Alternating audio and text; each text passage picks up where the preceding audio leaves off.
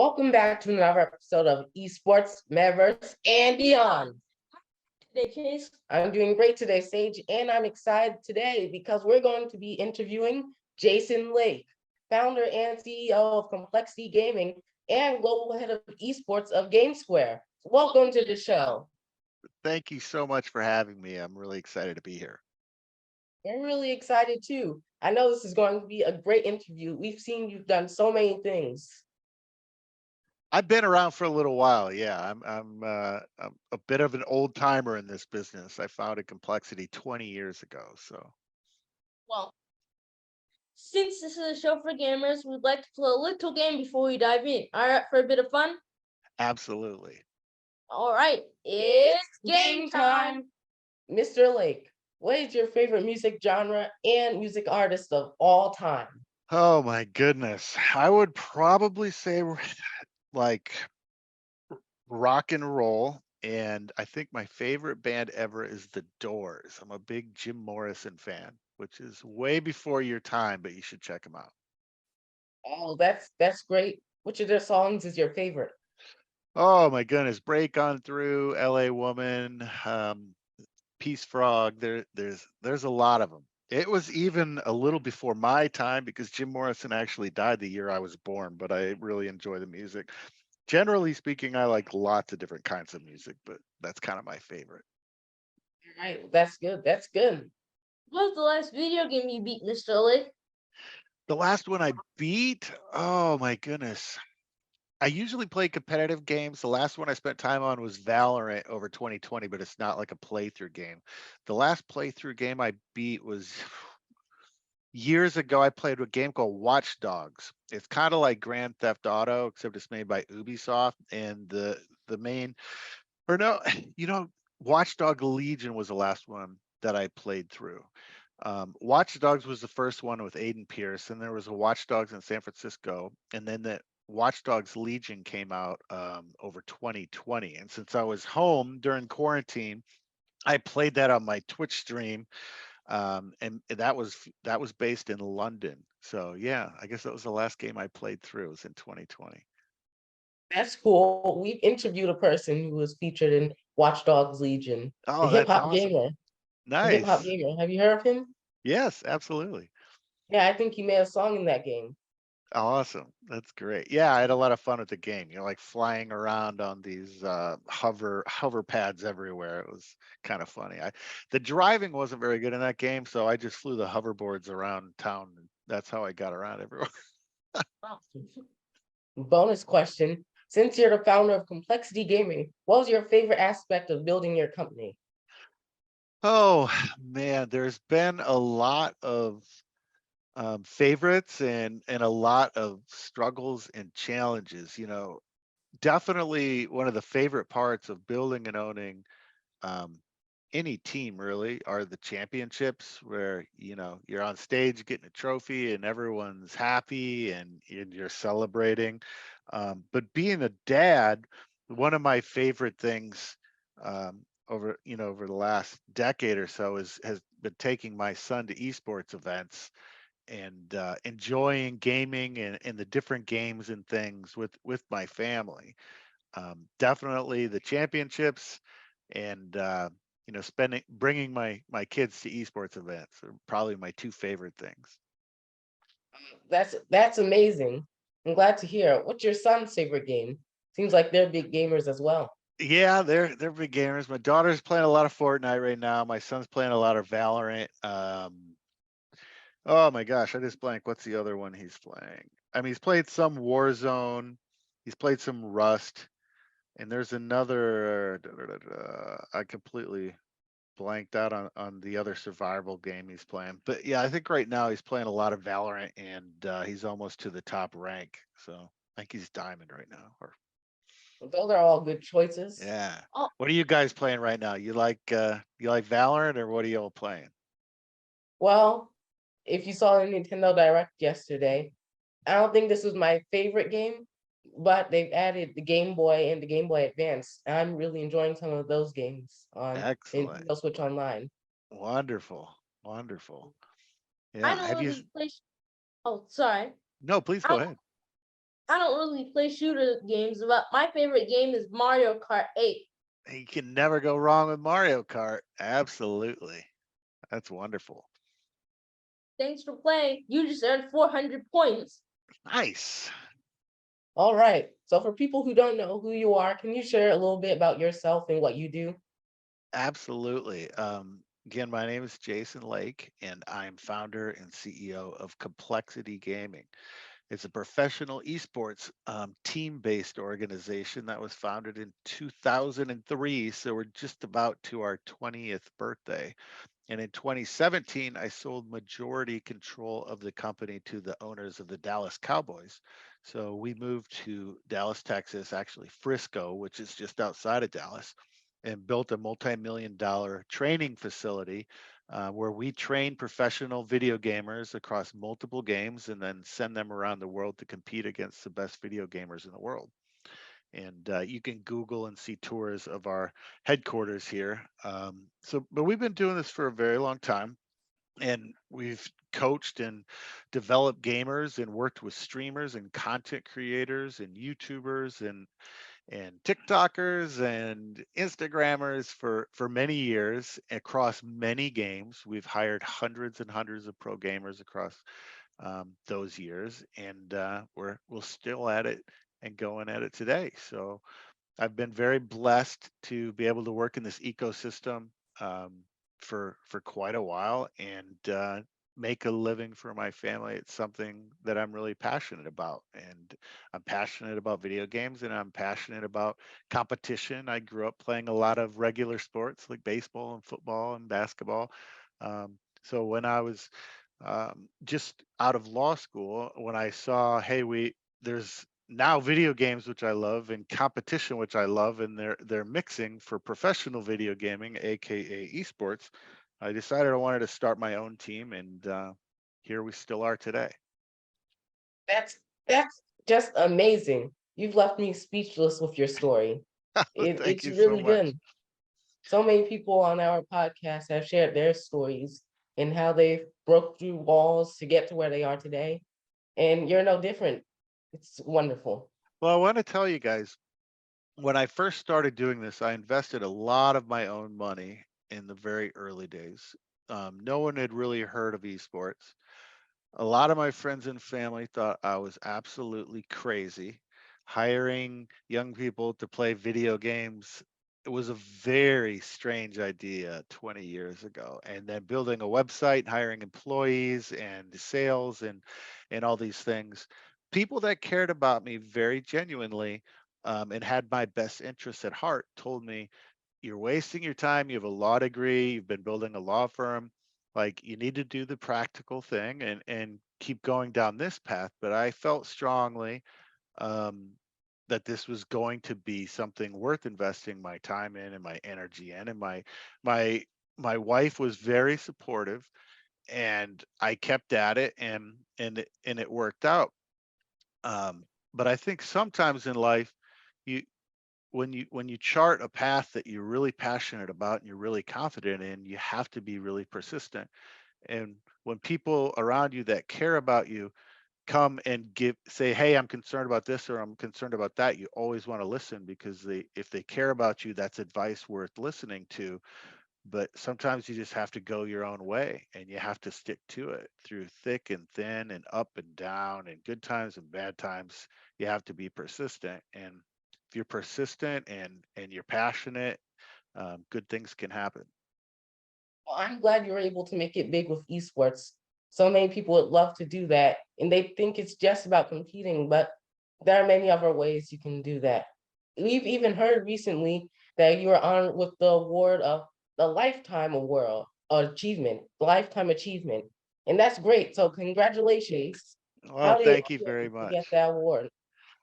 um, you know Getting a lifetime achievement or hall of fame award is very humbling. I feel very blessed. um, I feel that I've been able to contribute to the growth of esports both in the United States and around the world, but I'm only one of many people who have really sacrificed and really poured themselves in to build up the ecosystem as it sits today. So I'm always incredibly grateful to get these things, but I'm also, I guess, hesitant and humble because when you're given these awards, like, oh, you're a founding father of this or you built that, there were so many other people that you couldn't have done it without across all of esports and different companies and different organizations that deserve the award as much as you do. So you accept it with gratitude, but humility, because it takes a lot of people to build a business like this, and I'm only one of them. Great, great advice. Once again, congratulations on your award, Mr. Lake. Thank you. Very big achievement. Thank you. I appreciate it. You're welcome. Can you give us some insight on what it takes to be a successful CEO in the esports industry? That's a great question. And so here's the analogy I use. My theory of being a CEO. I consider myself a bit of a conductor.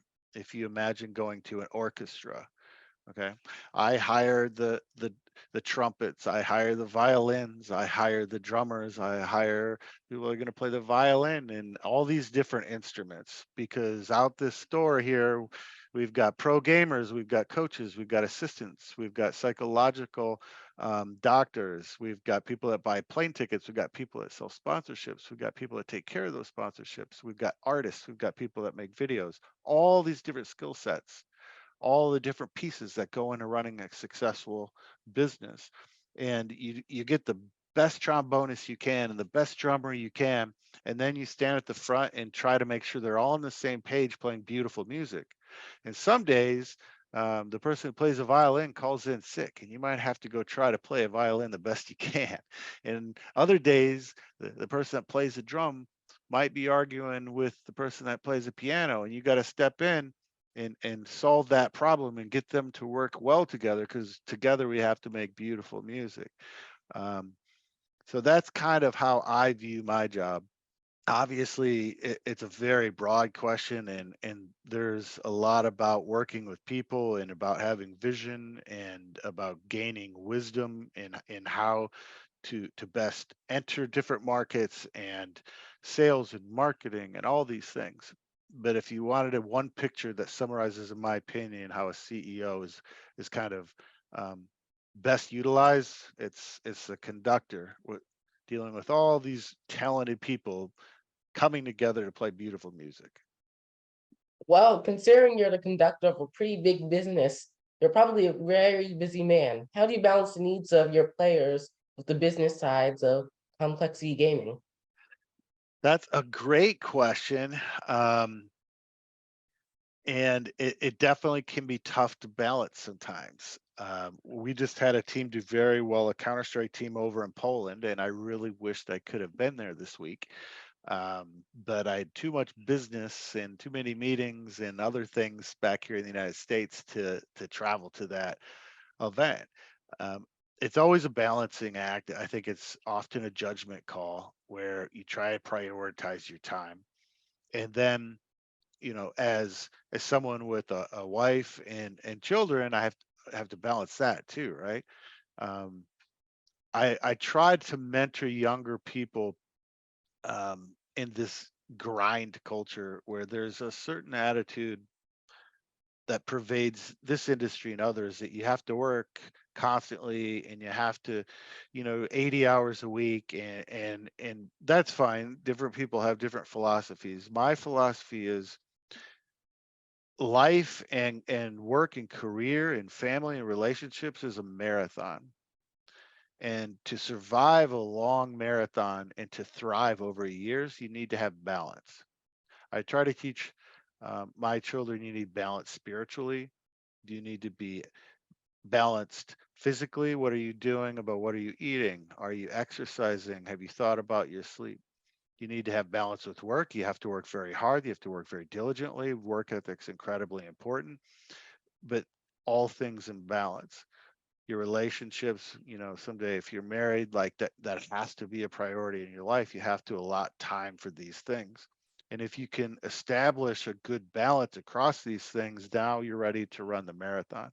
Where I've seen different people, maybe someone is really in love with their significant other, so they don't have enough time to devote to work. Well, you're out of balance. Now, I've seen other people where all they do is work, and then their family relationships, their friendships, um, these things can fall apart because their life is out of balance.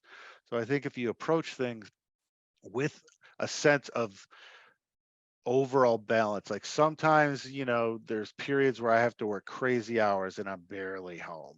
Those times come. And other times, maybe I'm on vacation with my family and I'm not going to answer my emails because those times need to come. But overall, I think you want to seek a life of balance and living intentionally, whether that's, whether I go to Poland with a Counter-Strike team, or whether I attend business meetings, or whether I go speak at this conference, or do this things. These are decisions you're going to have to make your whole life. And I just encourage people to understand that it's a marathon. And if you find a proper balance across these different aspects of your life, you'll be best setting yourself up for success.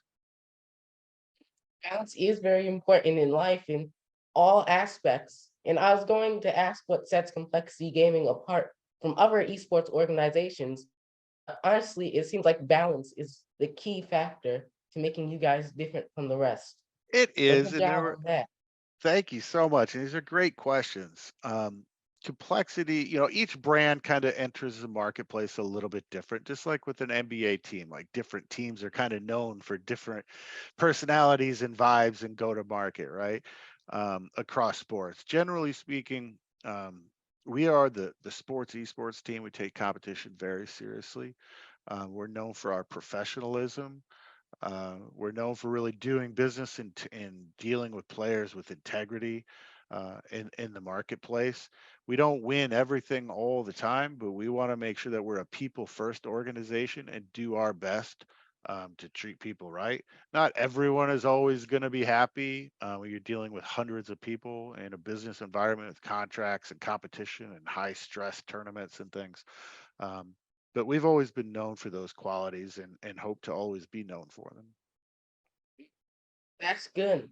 And this leads us into our next question as well. What do you think is the best quality specifically for a competitive esports player to be successful? Wow, that's a really good question. Obviously, as with any professional sport or activity, you need multiple qualities to mesh together to be successful. Um,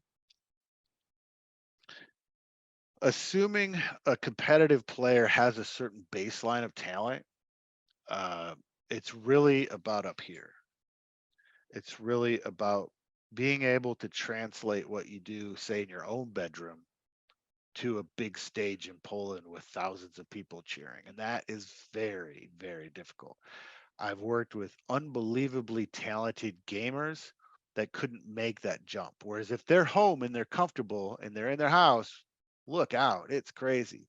But if you put them on a big stage, it could be, a whole different story. I think esports more than traditional sports is very much up here.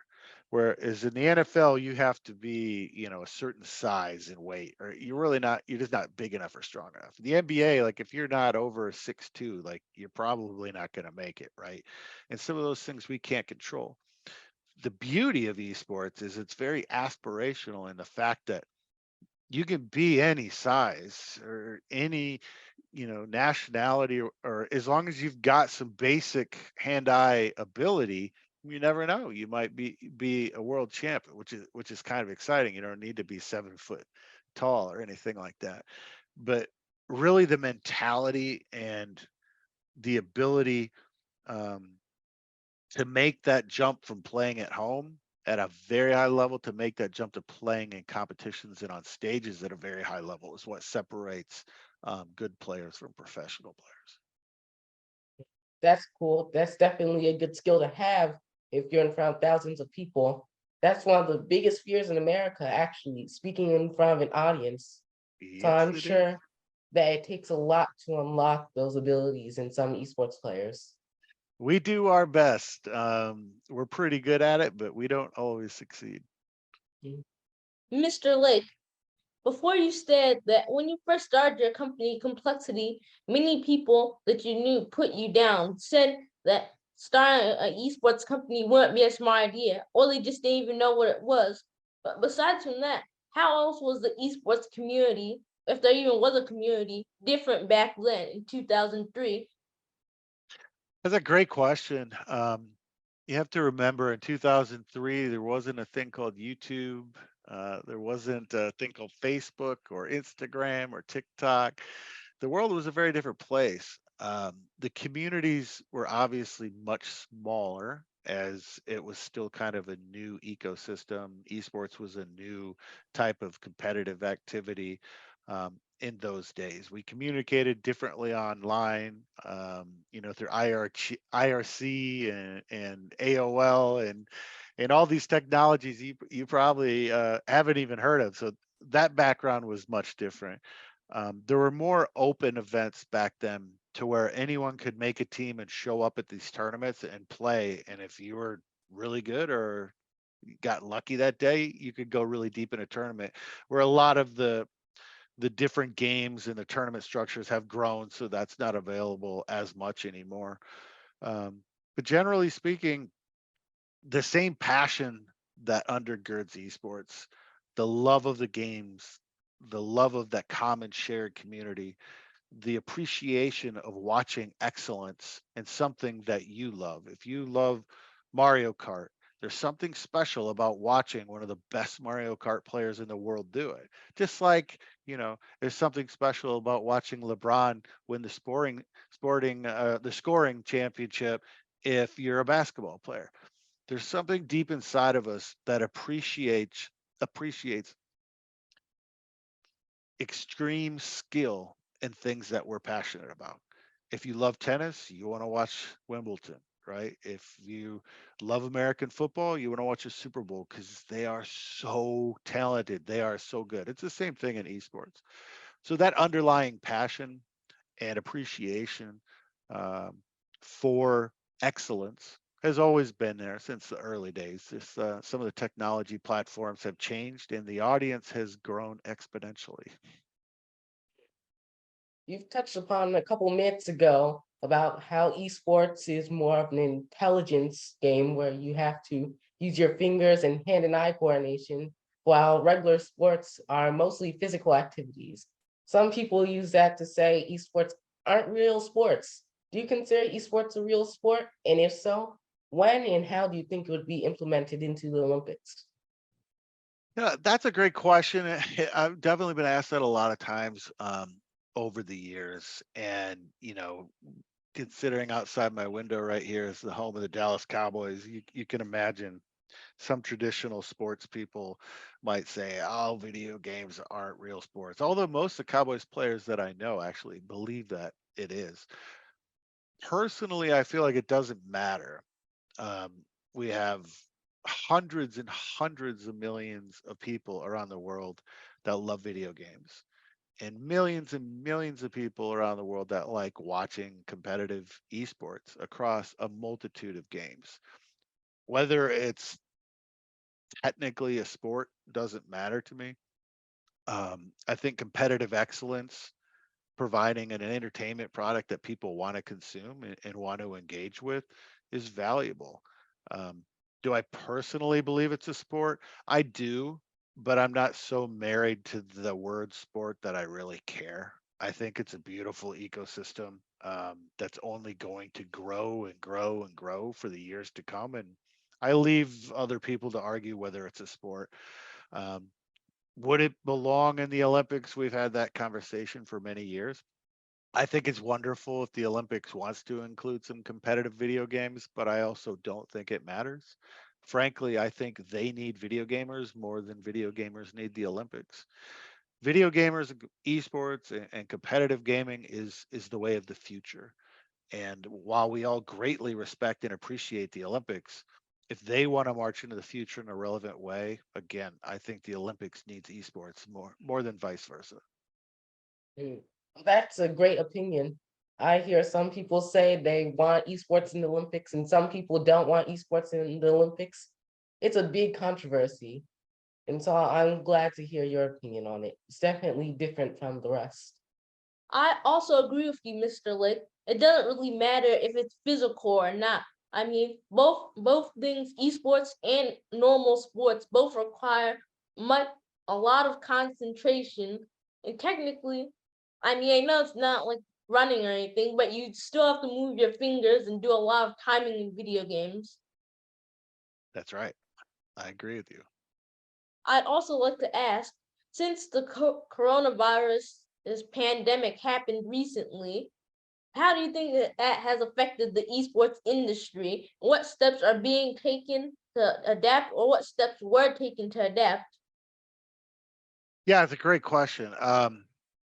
It's a long explanation, but at a high level, obviously the whole tragedy around everything associated with 2020 has been difficult across many industries. Due to the lockdowns around the world, we saw skyrocketing video game sales and skyrocketing viewership in esports. Um, we moved our in-person events online and we played the tournaments online. So while a lot of other sports were completely closed down, we kept playing. We were just playing online instead of at in-person tournaments, um, which was good. The growth and the awareness of esports skyrocketed, which was good for the business. On the downside, the economic fallout and the economic ramifications um, caused by this entire situation has been very difficult on the business. Esports organizations rely on a lot of like sponsorship partnerships, advertising type plays, as do many sports. Um, because we don't sell as many tickets as the Cowboys do at AT&T Stadium to be a meaningful part of their revenue. Ours is a lot of advertising and marketing that goes into capturing these eyeballs for corporate partners to drive revenue. So as corporations are downsizing their marketing budgets and pulling back on their marketing spends, that's very very tough. So there's been some good that's come. You always hesitate to say good, but if you're thinking objectively, there was some good that came from that tough year for the business because so many people were playing and watching video games. But there's also a downside, some bad effects that continue through today as we're in a very difficult and challenging economy. There's been a lot of layoffs across the esports industry, and it's a tough time for many industries in the current economy. So there was ups and there was downs. It was definitely obviously a very tragic and difficult time for everyone in the world, but ups and downs for esports from that situation. Wow, now we've taken a look at the past. How do you feel about the future of monetization in esports? Since I know things are going to be completely different. You don't know what's coming, but what do you Yeah, think? yeah. I mean, obviously, I'm very bullish. I'm very excited and positive about esports for the long term. I think the next couple years might be very difficult. A lot of it depends on what the global economy is doing, what advertising budgets are.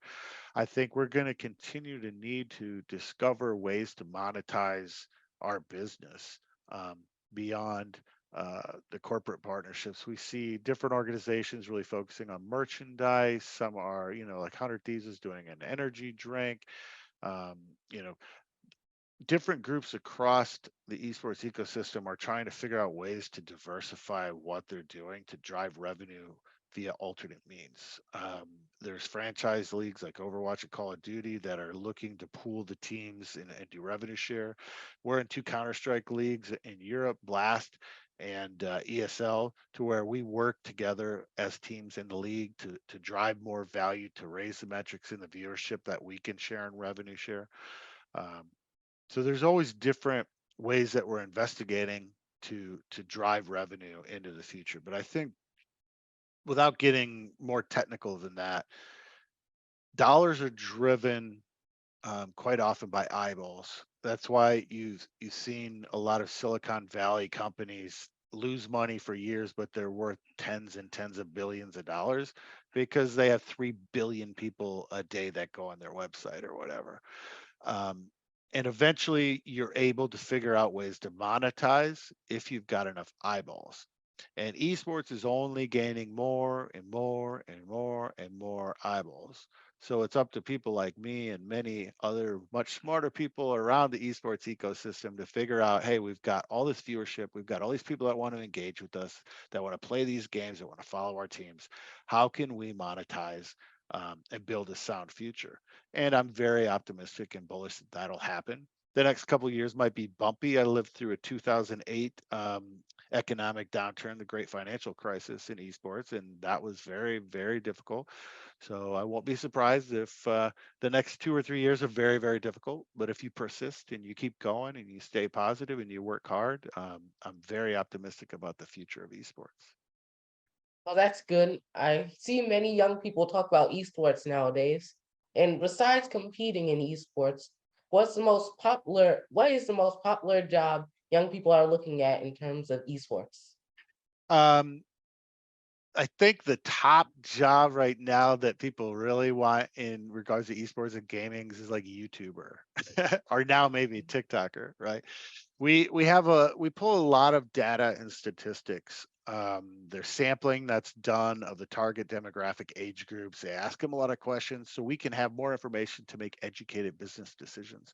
And all the statistics the last couple of years um, from younger age groups is like everyone wants to be a YouTuber, like Mr. Beast or whatever, or a content creator or a TikToker. So I think that's probably the biggest thing that people would really like to do that aligns with gaming and esports outside of being a player or something. Yeah, that's good. I see many YouTubers on the rise now. So many of them are in gaming. What do you think is the most popular game amongst young people in esports? Oh man, the beautiful thing about esports is there's so many. Um, you've got games that cross over between Web 2 and Web 3 metaverse, kind of like Roblox and Minecraft. Um, they're not necessarily competitive at their core, but they're insanely popular, right? Of course, Fortnite also crosses over between kind of a Web 2 game with Web 3 qualities in a metaverse type of quality where I once read an article that said Fortnite is much more of a social network than it is a video game because after school, people hop on Fortnite to hang out with their friends. Yeah, they're playing a video game, but it's more about hanging out with your friends and socializing and keeping in touch and spending time together. In terms of competitive games, Valorant is probably one of the hotter competitive games in North America. People still love Rocket League and the old sports games like FIFA and Madden. Um, yeah, so that's where I think we're going to be headed over the next couple of years, and it's going to be really interesting to see how the metaverse does play out and what games come out of a Web 3 and a blockchain type of infrastructure for their background. Mr. Lick, on the topic of the metaverse, what do you think what do you think will happen within the next 5 to 10 years with esports and the metaverse? Great question, and I think it's going to be really interesting to follow. There have been some fads that have come up where everyone said it's the next big thing. 3D, and then virtual reality with the big goggles. Everyone's like, "Oh, that's going to be esports." I don't know. Maybe it will be someday, but it's certainly not today. So it's going to be very interesting to see how competitive gaming crosses over with the metaverse type platform. I suspect somebody will be able to crack that code eventually, but my gut tells me that the metaverse is primarily going to be a social phenomenon to begin with rather than a competitive phenomenon. The metaverse, in terms of gaming, is going to be a place kind of like Fortnite where you want to go and hang out with your friends and maybe meet new friends and maybe play some games that are kind of competitive, but not professionally competitive. Perhaps someday the metaverse will be professionally competitive, but I personally view the metaverse more as a social play like a Fortnite, um, where people want to hang out and do cool stuff and spend time together and laugh and play versus pure competition. I agree with you, Mr. Lake. The metaverse definitely seems more like a hangout space than a competitive area. It's also promoted more as a hangout area as well. Yeah, I agree. Since you're the global head of esports at Gamesquare, are there any exciting projects or initiatives that you're currently working on? Um, there are, and just yesterday we had a very, very large, famous gaming influencer here to do some filming for an announcement we have coming up, but I can't tell you who it is because I'll get in trouble with my boss. But keep an eye on a big announcement for Gamesquare Esports coming up later this month. All Then right, you'll be well, like, I'll keep, hey, he told us about that. You'll I'll know make who it sure is. I'll make sure to look out for it. You got it.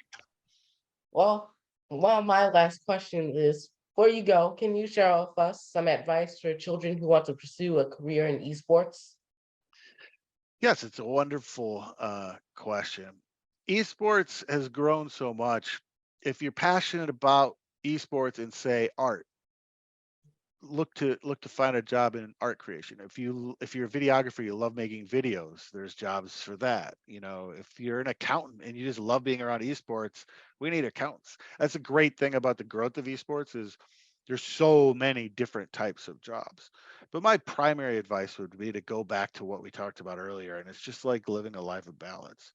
um, Treating people well, not burning bridges, living a life of balance, working hard. um, and just if you live like that, generally speaking, you're going to surround yourself with the right people and you're going to find opportunities in any area um, that you would really like to be excelling in. That and networking in terms of meeting as many people as you can, treating them well, keeping track of their contact information, because the bigger your network is, the bigger the amount of opportunities that can come your way. I think that's very important. Attend gaming events. um, I have an old YouTube. You could probably Google Jason Lake how to get a job in esports, or I did a whole video on this. But networking and really getting to know as many people as you can in the esports ecosystem is very important. All right, well, make sure to check out Jason Lake's video on how to get into esports because it seems like that's going to be very important for our audience. What final piece of advice do you have before we go, Mr. Lake? Uh, you know, I watch a stream. It's called Carmen's Dad. He plays Watch Dogs, and every time he ends his stream, he says three things. He says, "Be good, be kind, and laugh a lot." And I always like that advice. You're being good, doing the right thing, you're treating people well, and you're laughing a lot and enjoying what you're doing. I think that's pretty good advice. So be good, be kind, and laugh a lot. And Be I good. really thank you for having me on your show. It's been an honor. Thank you. Thank It's you. been an honor with you coming on our show as well, considering you're one of the founding fathers of esports. And your advice was phenomenal tonight. Be good, laugh a lot, and what was the last one? Be good, be kind, and laugh a lot. Be good, be kind, and laugh a lot. That's what That's Jason right. Lake says. So make sure you remember it, guys. We really enjoyed today's conversation, Mr. Lake. How can people find out more about you online and connect with you? All my socials are Jason B as in boy W Lake. So you can go to Twitter, Jason BW Lake, or Instagram, Jason BW Lake. And my company on Twitter is Complexity. Thank you, Mr. Lake. We hope to see you again soon. Bye. Take care. Thank you.